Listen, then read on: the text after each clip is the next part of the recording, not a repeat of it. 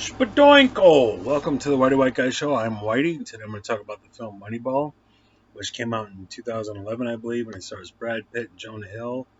Moneyball is semi-ish based on a true story.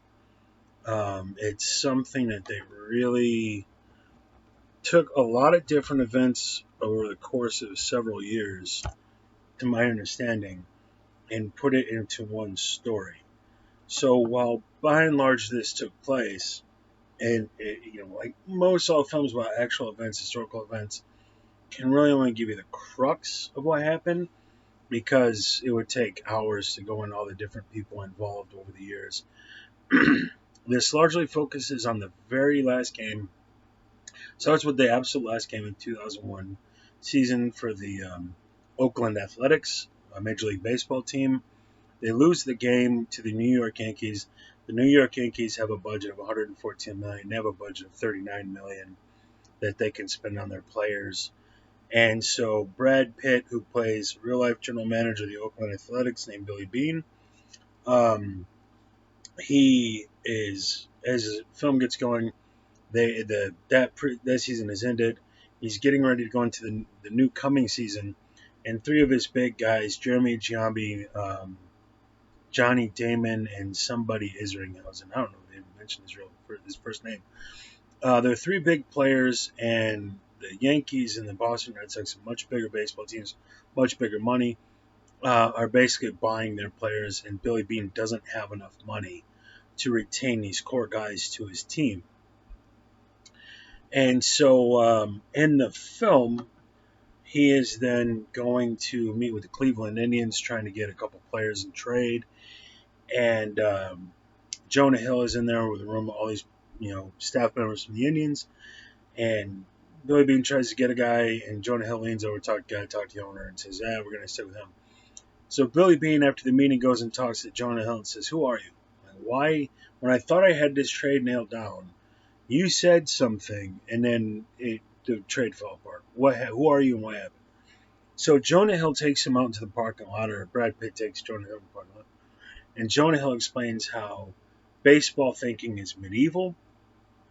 They're looking at all the wrong characteristics, and he mentions ultimately a guy named Bill James wrote a book about sabermetrics, about using mathematics to cut through bias, and that are perceived biases that are perceived in players. So they use Chad Bradford as an example.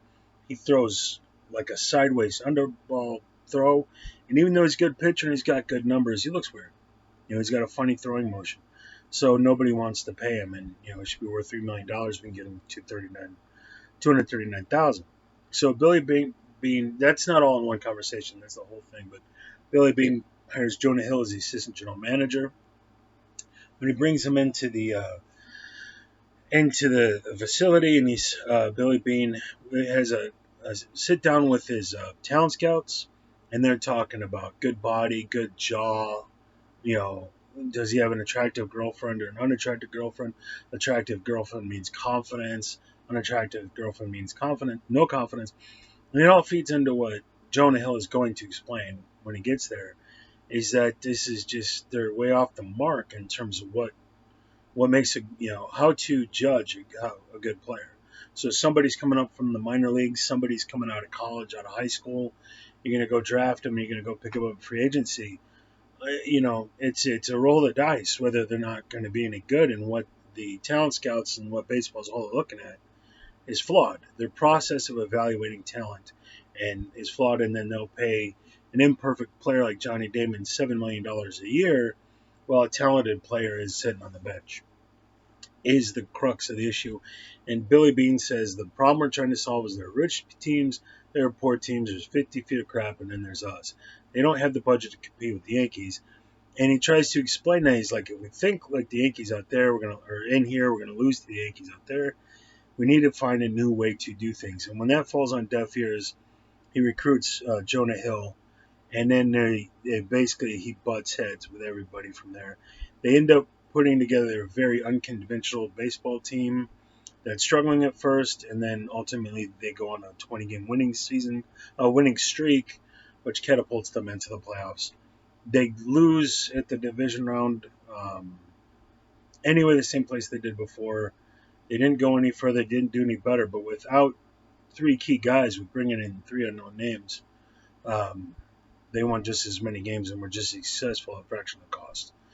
And so it's that whole story.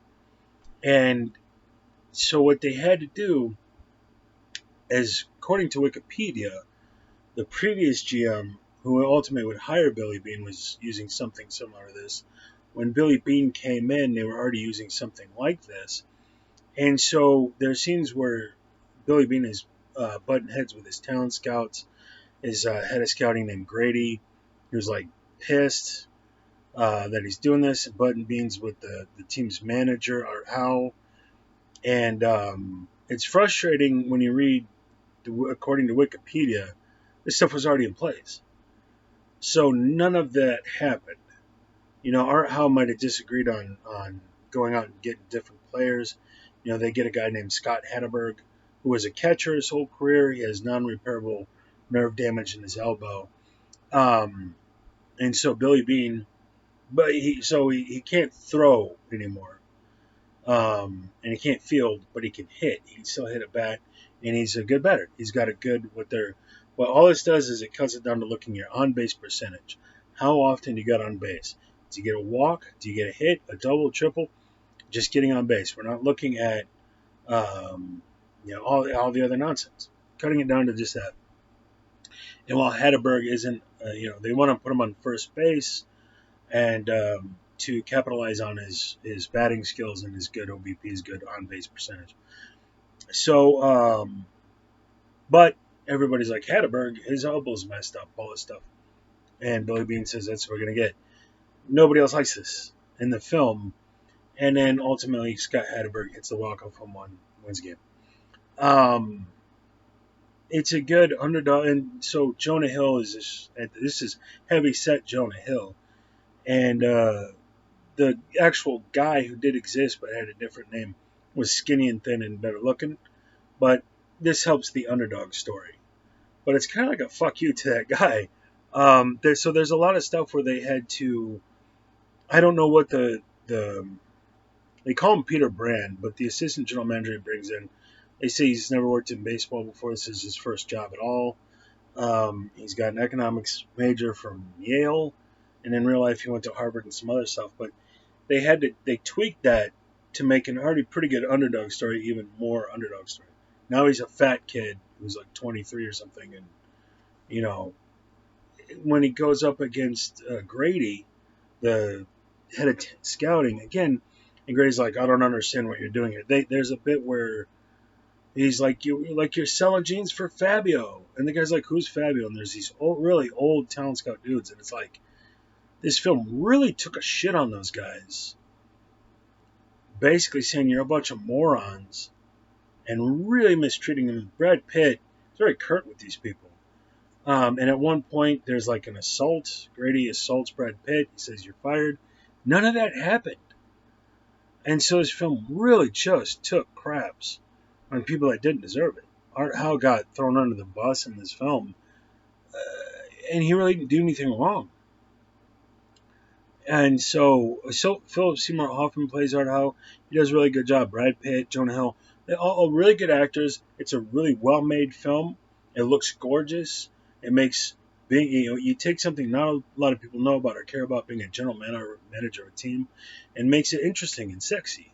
That's an accomplishment in and of itself. So they're just sitting around looking at numbers and making phone calls, and they made that entertaining good for them. But they had to take reality and throw it out the window and change a lot of things. So instead of this being something they had been working on for some time, this was the first year they did it, because this is the year that it really paid off. So when they went and got Giambi and Damon Isringhausen, they were already using this method. But they had to start the story here to encapsulate it into that one magical season instead of spreading it out over several seasons. And then they don't talk about how nothing ever really came from this. Like at the end of the film, Billy Beane, they lose the last game of the season. Billy Beane goes to meet with the owner of the Boston Red Sox, and he's like, this is revolutionary. If every team in the league isn't breaking another team using your model, they're dinosaurs.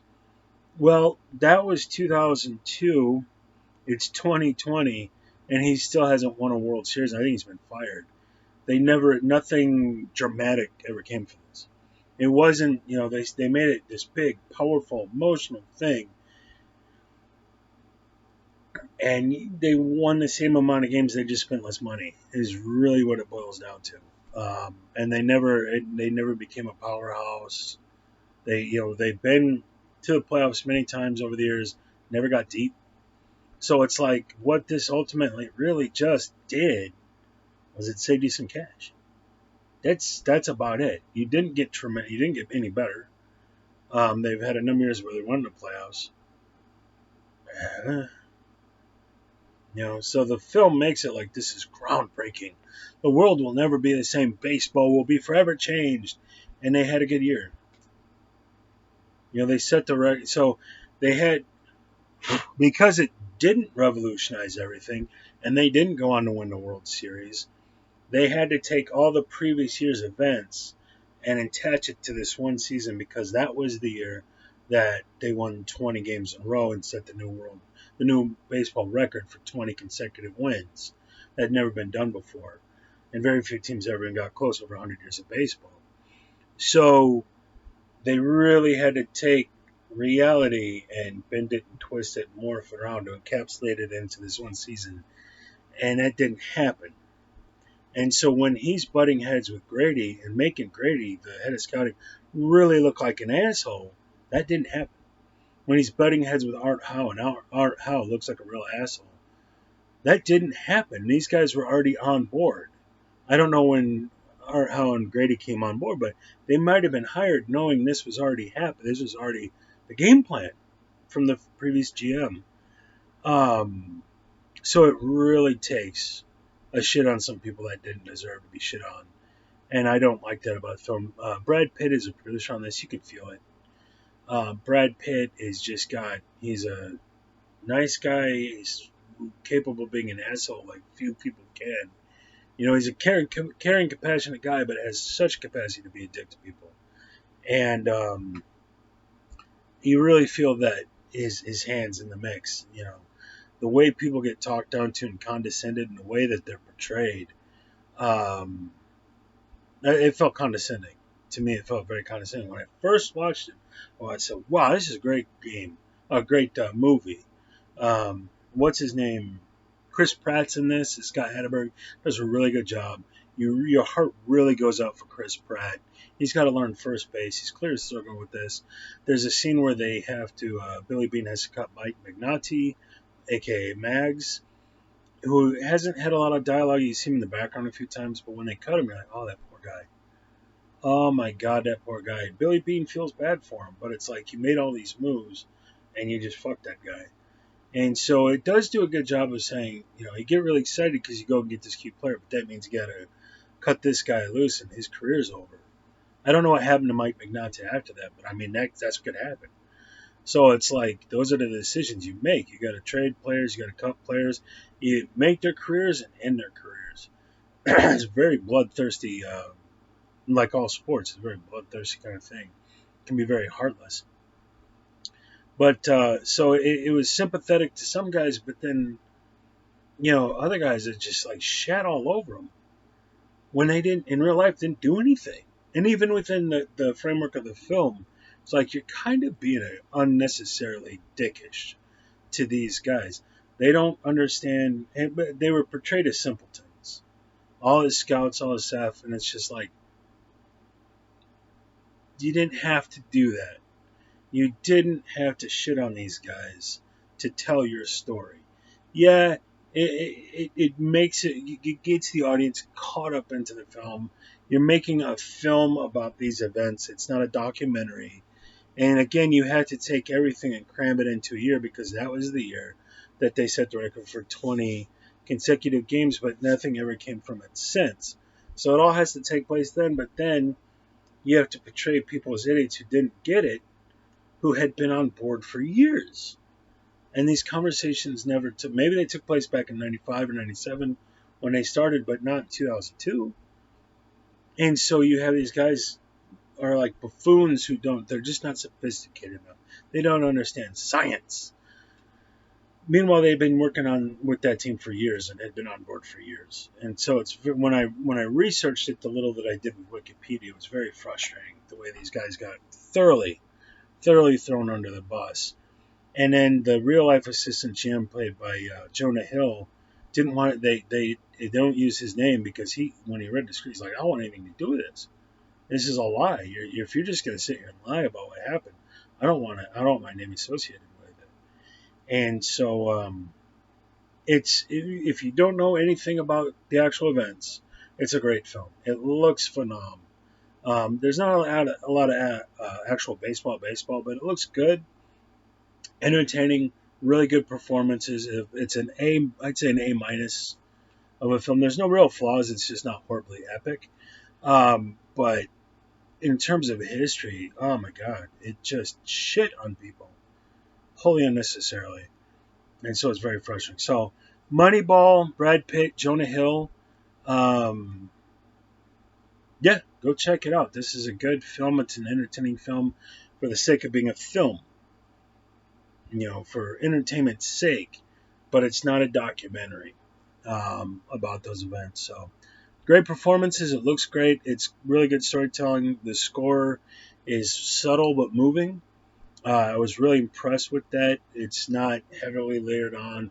It's a dun dun dun dun, very subtle, very moving along, but picks up at the right moments to get the film going. And so everybody, Brad Pitt, Jonah Hill, Chris Pratt, Philip Seymour Hoffman, everybody does a really good job in the film. So Moneyball, do go check it out. I recommend this film, but don't hold it against Art Howe and the Grady guy because those conflicts didn't exist. Cheers.